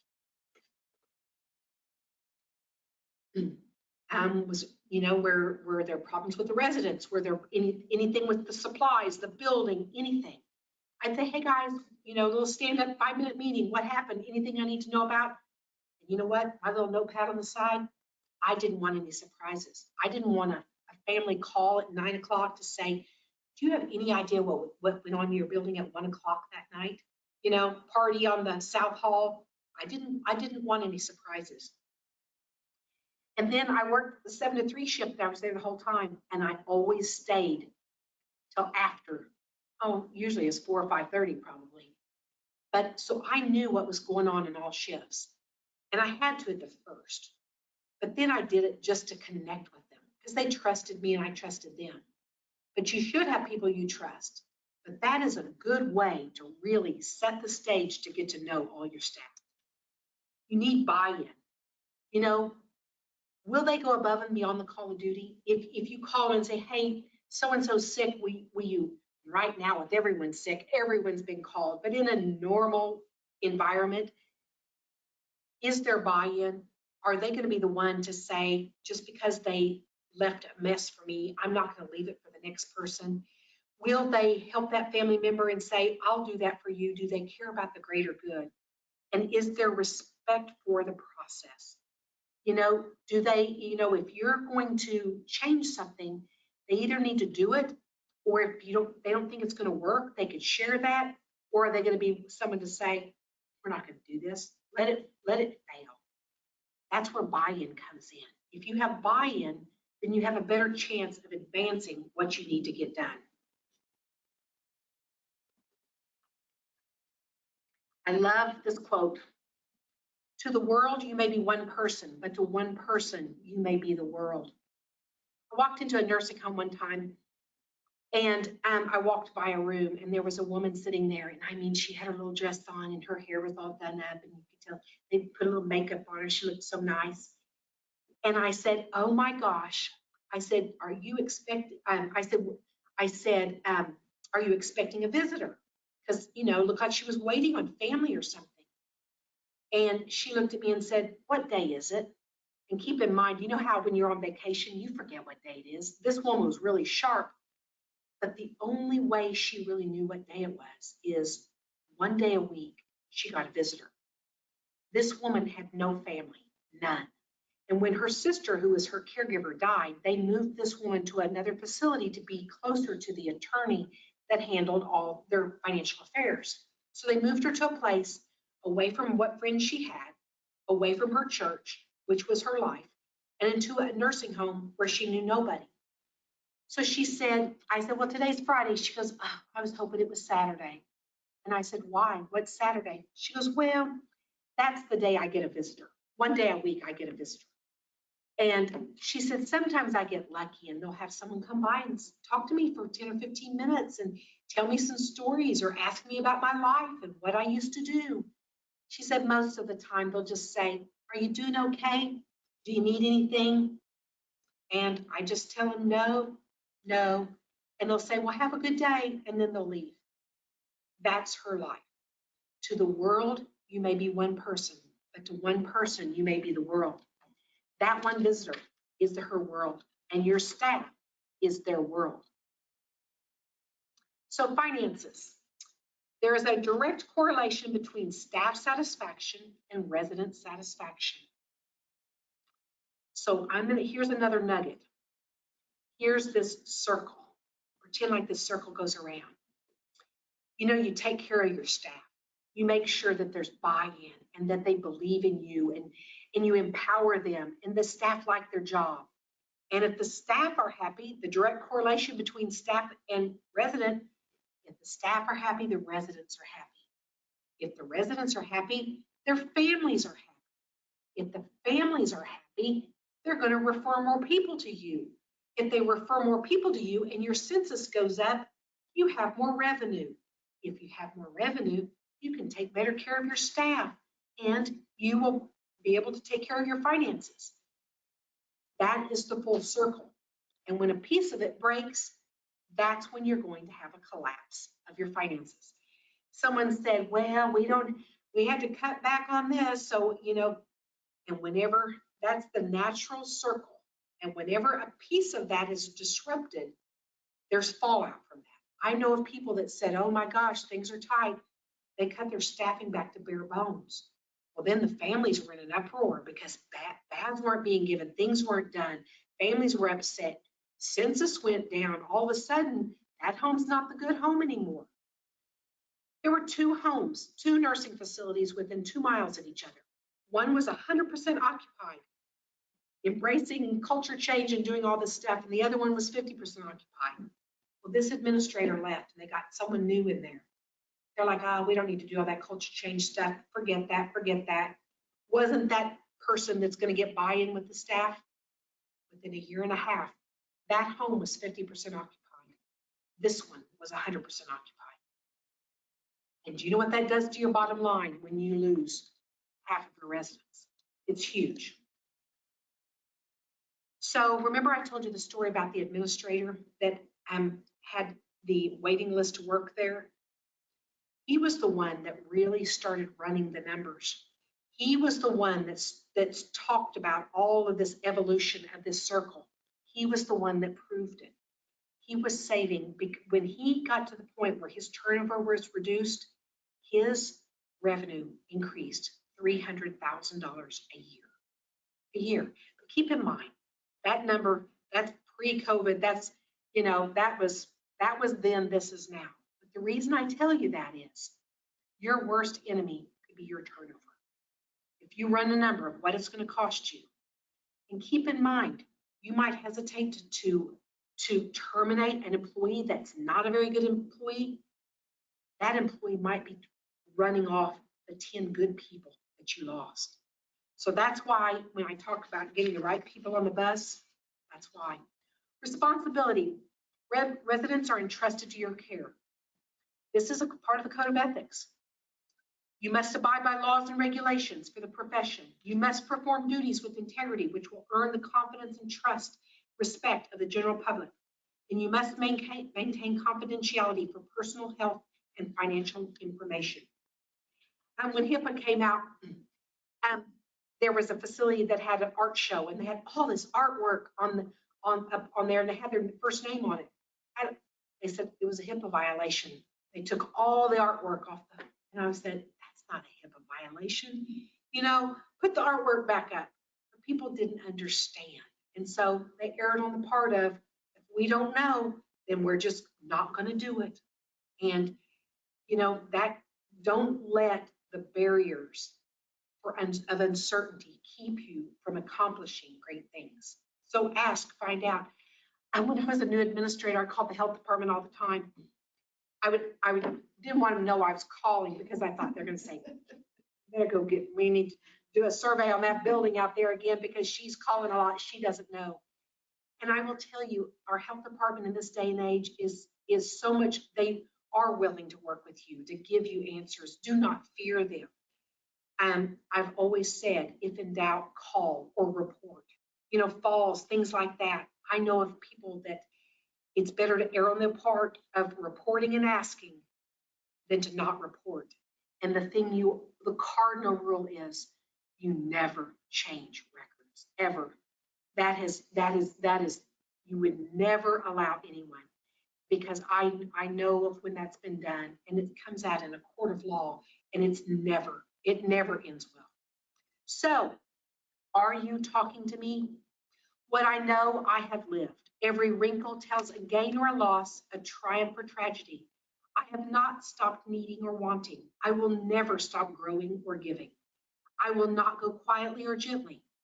I should not be underestimated. I will not be ignored. What you are, I was. What I am, you will be. Remember and anticipate. Assume nothing, expect anything, listen, learn, then we can talk. Have you seen this picture? You probably have. The reflection is of a very young person. The woman is actually a very old woman. But that's how so many people in long-term care facilities see themselves. My mother is 86 years old and lives in an assisted living, and she always says, all these old people down here.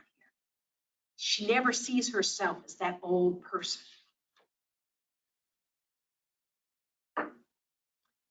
Please look at my eyes. I am someone's mother or father. I was a teacher, doctor, or skilled laborer, a contractor to society. My life is filled with experiences. I have gained much and given back more. I shall be a receiver. Please don't ignore me. I need your eyes, your hands, and your heart to care for me. I have more to live, wisdom to share. There are lessons to learn. Don't forget me. I need you.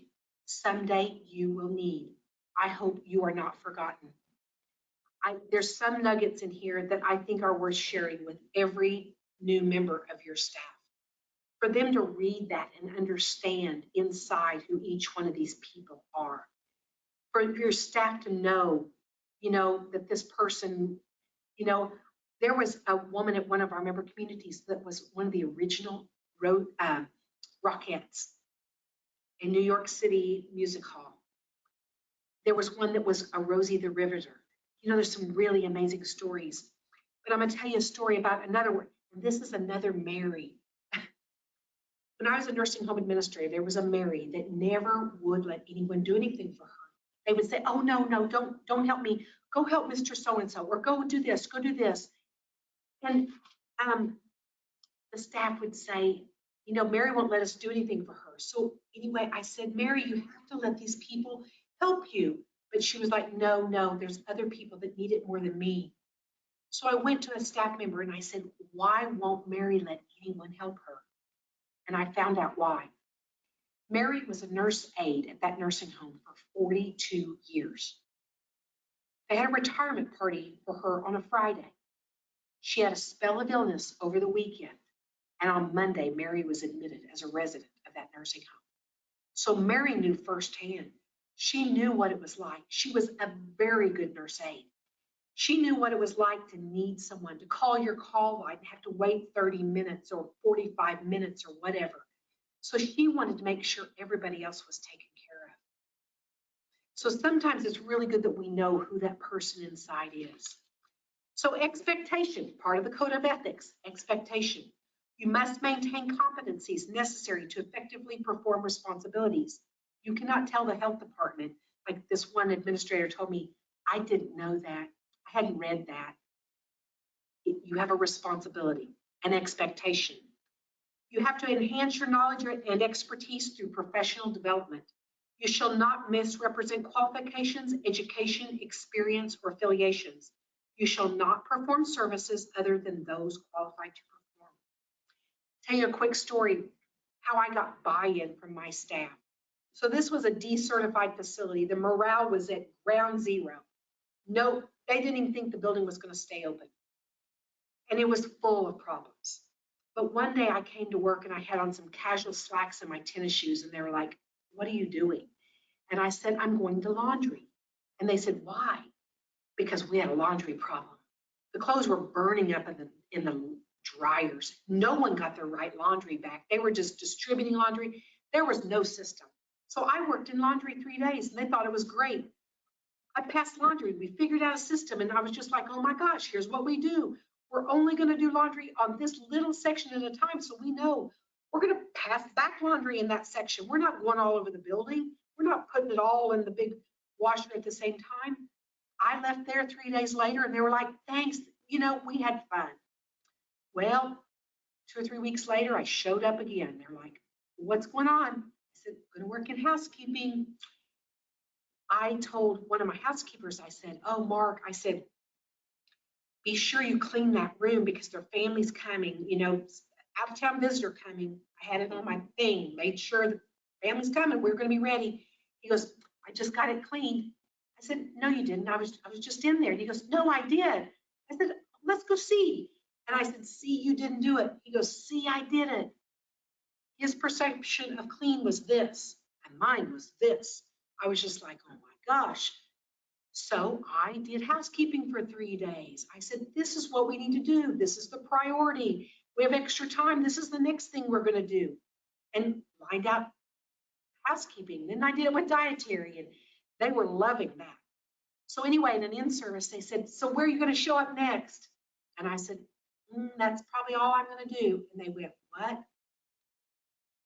And the room fell silent when I finished. I said, I can't do those other jobs. And I looked at the nurse aides and I said, you are above me. You have qualifications I don't have. You can do things I can't. I can't show you a better way because I don't know. I'm not trained. So I can't do that for you. And I mean, they sat up a little straighter. I think they stood a little taller, and they really realized that I really respected them and the work they did. And I'll tell you what, it's things like that that really, the buy-in that really put things in the right. I could say, oh, we are finally we're headed in the right direction. And you can just see it. They move a little quicker, they care a little bit more. It's just, they know that you care. I'm telling a lot of stories, but I have to tell you another story. I was going through a building one time, and I asked this administrator if I could bring a group to tour this building, and they said sure. And the administrator wanted to provide the tour. So I said, you don't have to. She goes, no, I really want to. So, and she's very humble. So she's taken our little group through the building, and we were walking from one side to the other. So she wasn't talking at that time. We were just moving to the next area. She walked by a staff member and she said, I heard your vacations. Notice you're on vacation next week. Enjoy your time off.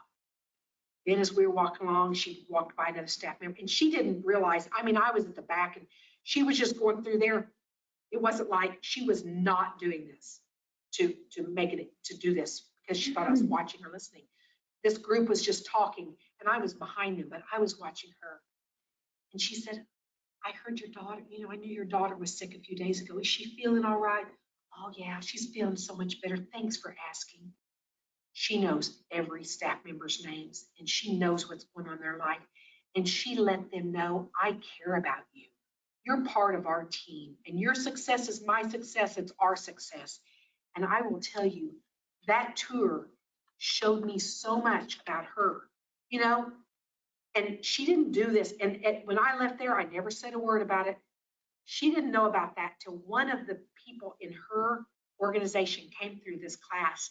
And when I told that story after we had the break, I went up to her and I said, do you know who I was talking about? She said, who? I said, your administrator. She said, when I heard that, I thought, well, that isn't it that way at every building all the time? I said, see, you didn't even know, but an amazing story. Professionalism. You have to have fair resolutions to disputes. And trust me, if you don't, it won't work. It probably won't end well. And we'll talk about that in just a second. You have to disclose to the governing body or authority any actual or potential circumstance that could adversely affect the facility. You know what? I had to turn my facility in. There was someone at my building that did something illegal, and I had to turn them in. And that's when I just told you, you have to take the high road. You have to protect your license. You have to do the right thing. If you think you can cover something up, it will be revealed most of the time. So always take the high road. If in doubt, report it out. You shall not participate in any activities that would adversely affect the facility. There was an administrator I knew of a great nursing home with 42 residents. And when he came in, he said, something's just not right. It's just something's wrong here. The numbers weren't right. He found out that the administrator prior to him had two totally different sets of books. One that was the real ones and the one that they were reporting out. Because, the census kind of fell behind and he was thinking, we'll catch up. He didn't pay his withholding taxes in and thought, I'll just, for one quarter, I'll act like I forgot it and the census will turn around and then I'll catch up. Well, it didn't turn around and it got worse and it got worse. And that building ended up owed so much money, like over $1 million. They had to close. 42 people lost their home. That was the only nursing home in that city. They lost their home because of that administrator and their poor judgment, their lack of professionalism. So, responsibility. You shall not defend, support, or ignore unethical conduct perpetrated by colleagues, peers, or students. You might have to make that tough decision to turn in someone that's on your watch. There was a horrible incident that happened one time at a facility, and the administrator witnessed it and said, the least you could do is shut the door. She shut the door and walked off. And she knew what was going on behind that door and didn't do anything about it. And there was a multi-million-dollar lawsuit over it. Not good. License. What goes on under the license is the responsibility of the person who holds the license. I've talked a lot about that. Don't be overwhelmed by it. You build a good team. You surround people around you that have your shared vision, and you'll be fine. The common initial reaction when an error occurs is to find and blame someone. But you know what? You know how far you're going to get with just blaming someone? We correct our problems and we move forward together. Do you know, for every time a toddler, a 2-year-old hears the word yes, yes, they hear the word no 40 times. You know why they talk about the terrible twos? These children are no, no, no, no, no, no, no. Have you ever thought about, let's do things in a proactive way? This, now this. Let's correct our problems. Let's move forward. That's the best way to do it. Ethical practices, commitment. You have to develop, adhere, and educate all staff on the code of ethics. You have to share that same vision. So, ethical decision making. One of the hardest parts of your job is when you have to make that snap decision. Ethical decisions. Could the decision or situation be damaging to someone or some group? Is the issue about more than what is legal or what is most efficient? How do we know what is morally good or bad? So, ethical decision making.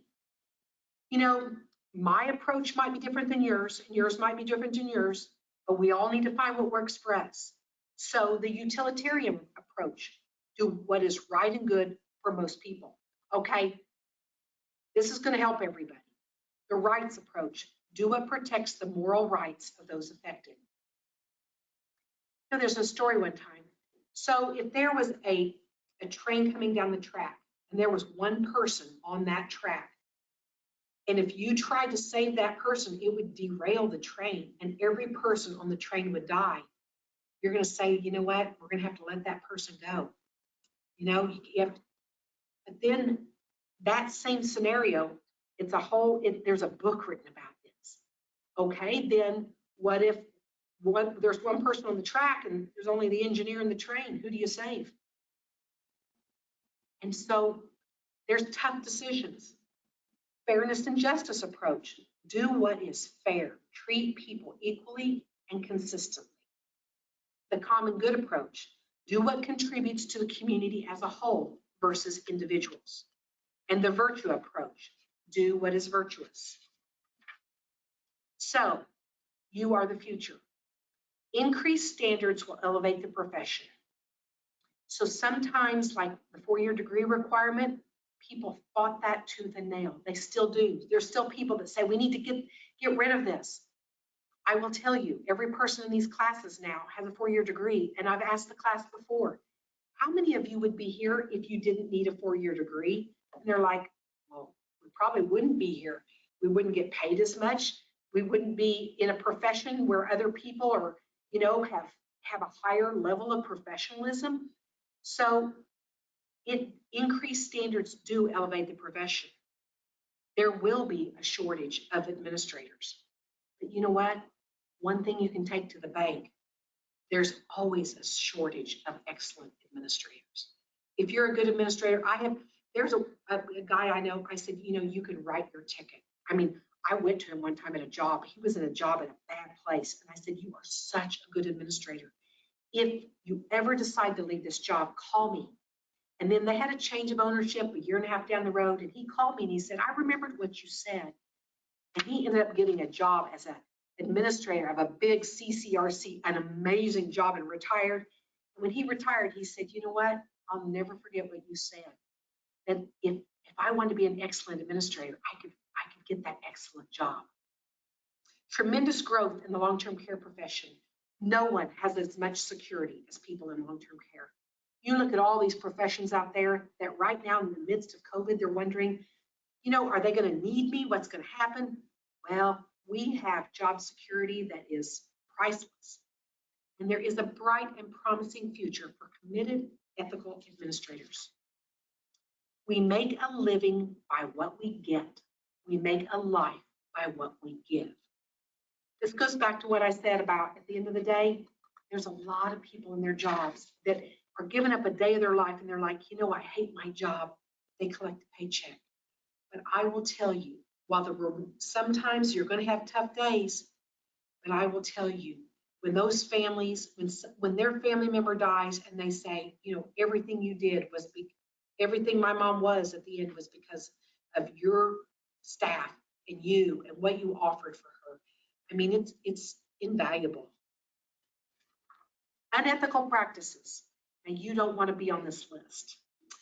There was a Title 19 report, a 2567, that resulted in a 425-page survey report. 425 pages. There have been those that obtained a license by fraud or deceit.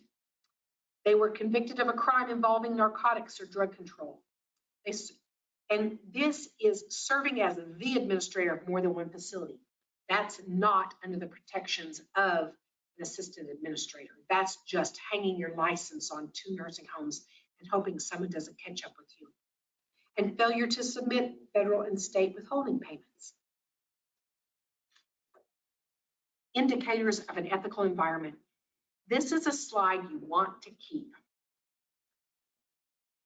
My supervisor follows high standards of ethical conduct. My supervisor treats me with respect. My supervisor cares for me as a person.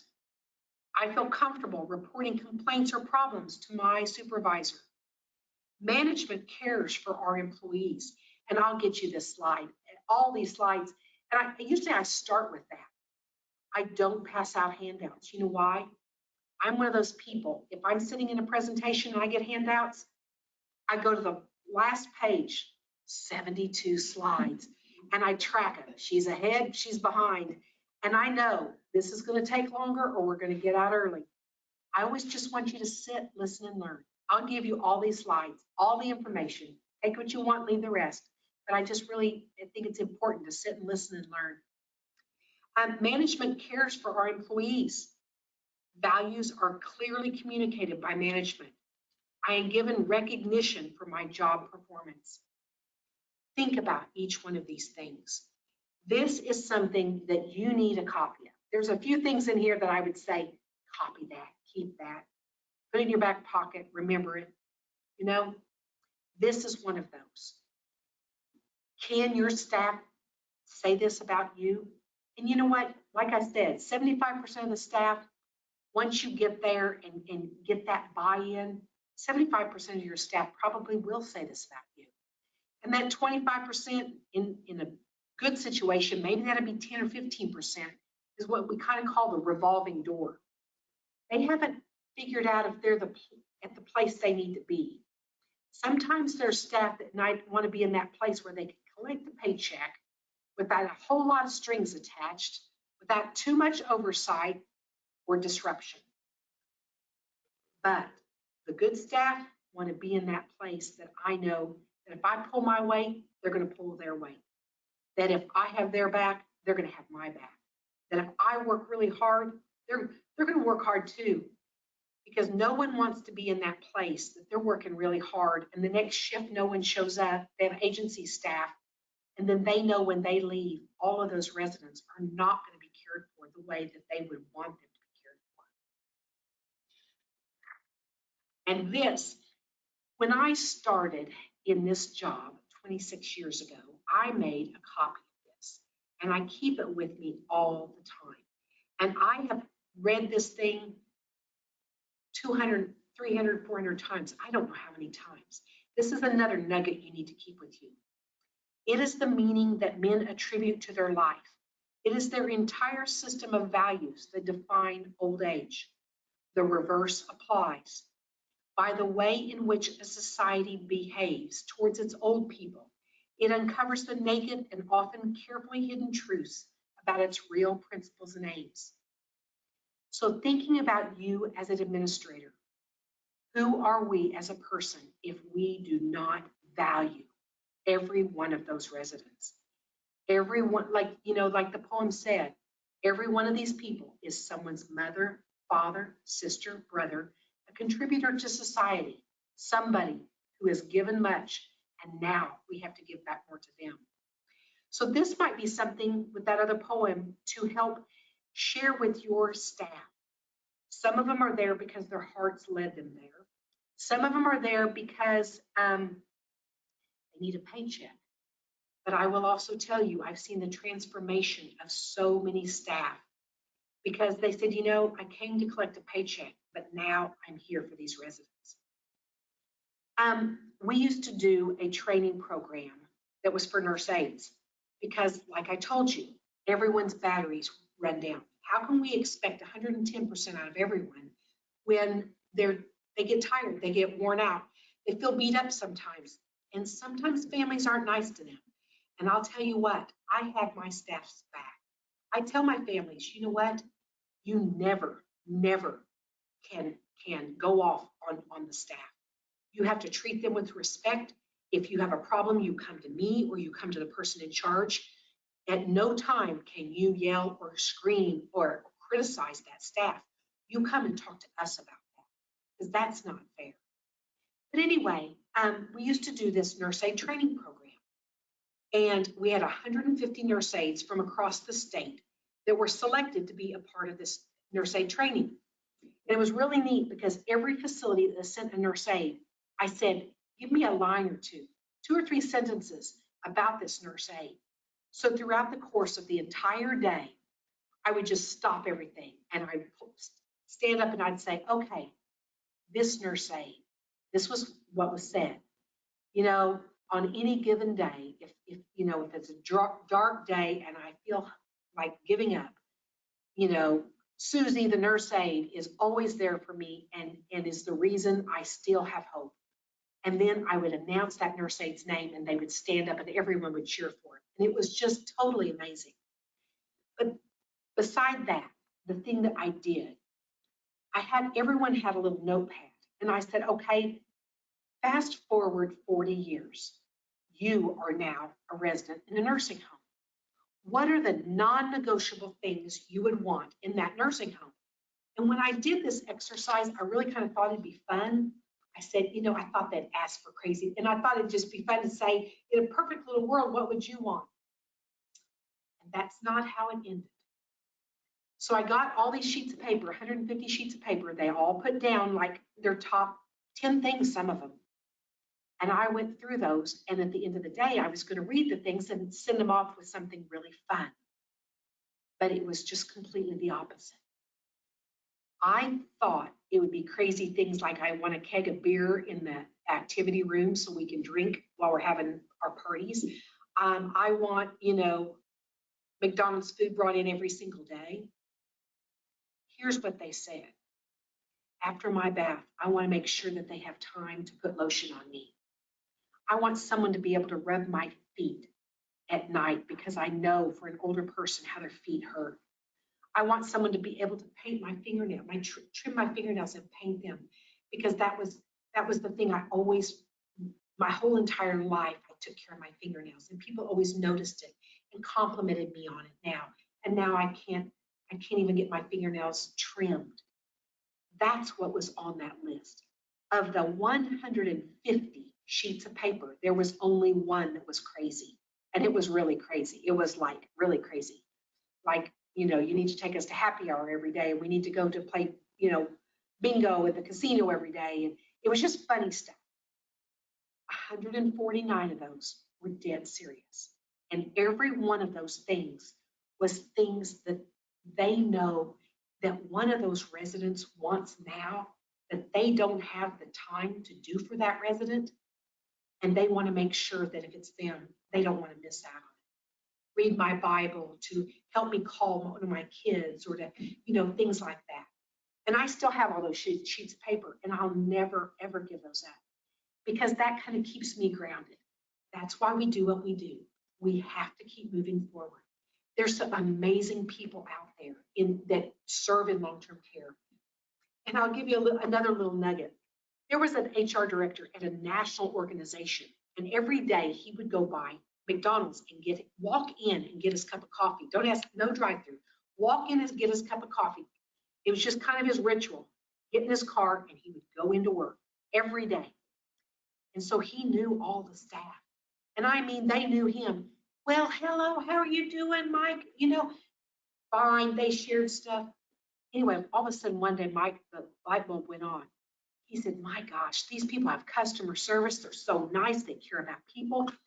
So he went to one girl and he said, have you ever thought about working in long-term care? And she goes, oh, I couldn't do that. I don't know. He goes, no, we would send you through training. And she goes, well, you know, I might want to do that. They sent her through nurse aid training, and she went to work at one of their communities. out. I mean, she was like the best nursing, sociable. And if you've worked at McDonald's and had to work at that pace all day long, she actually felt like this was like a little easier maybe. Oh, it's not like I have someone barking at me all day long. She went back to McDonald's and said, hey, you guys, I'm just telling you, we're missing the boat here. We're pushing burgers and fries over there and killing ourselves with the drive-through and people barking. You got my pickles on here. I did more pickles. We can go work at long-term care. And these people say, I love you. Thank you for taking care of me. We turned the tables at that time. How many times do we hear, well, we lose all these people to fast food restaurants. We lose them. No, we got those people. I think there were between 10 and 13 people from that McDonald's that went to work at this organization and said, wow, we got a great job. So never discount the possibilities of long-term care. Okay, I have 3 minutes to finish. Core leadership characteristics. I'm gonna give you a hint. This is another one of those slides you need to copy. You need to lead with integrity. Remain close to the environment. Know the facility, the staff, the families, and the residents. Like I said, no surprises. Communicate and listen effectively. Address issues, resolve problems with a firm stance. Firm meaning, if you ever, not meaning, you know, my way or the highway, but if they know you're soft, they're going to push that and try to, you know, that's going to be put you in a difficult position. Admit and learn from your mistakes. Be a proactive manager, not a reactive. You're going to stay on top of it. You're not going to let the fire get big. You're going to know what's going on and you're going to take care of those little things. And so you don't have the wolf at the door like some of them do. And empower your staff. How many times have I said that now? About 12. The more you can share your vision and your mission with those around you, you will all move forward together and literally achieve more. So we have 2 or 3 minutes. What question? I should have said stop along the way. What questions do you have? Anything? Put you in a tough spot? Any questions from anyone out there?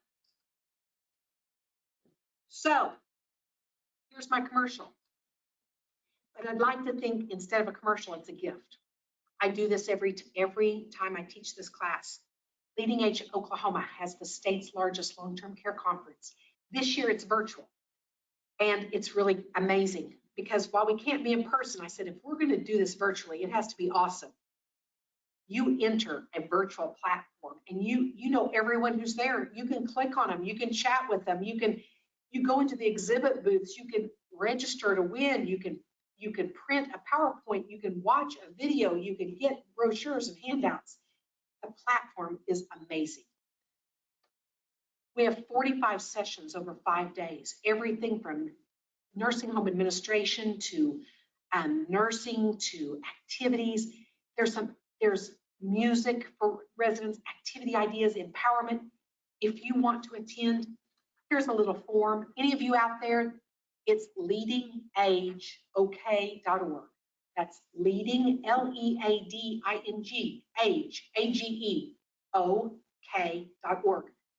Go to our website, go to conference, go to annual conference, and a wonderful brochure is there, online registration's there, but most importantly for you is a printable registration form.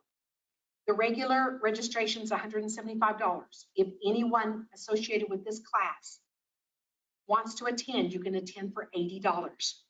You can win thousands of dollars in prizes, big screen TVs, I mean like cash prizes, like anytime you go into a booth, you get registered to win $500. If you click on a resource in the booth, you get registered to win another $500. And spoiler alert, everybody that comes is going to get a box mailed to you.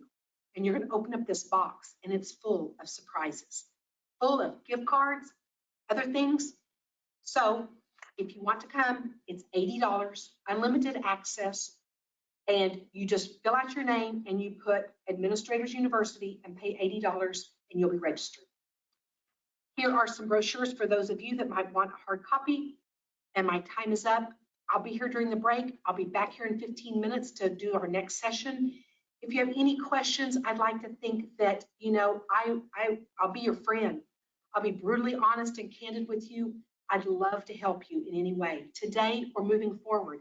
I have people that were in this class years ago that called me and said, remember you said that? Will you tell me what did you mean by that? Or could you give me that example? And I give them the information. If I can ever help you, I will. Okay, let's take a 15-minute break. Thanks.